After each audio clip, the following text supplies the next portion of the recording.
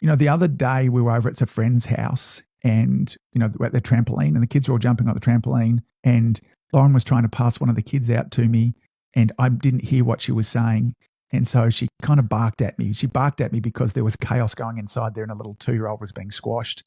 And then I immediately acted like a 2-year-old as well. Like immediately jumped back into, why are you yelling at me? I haven't done anything wrong.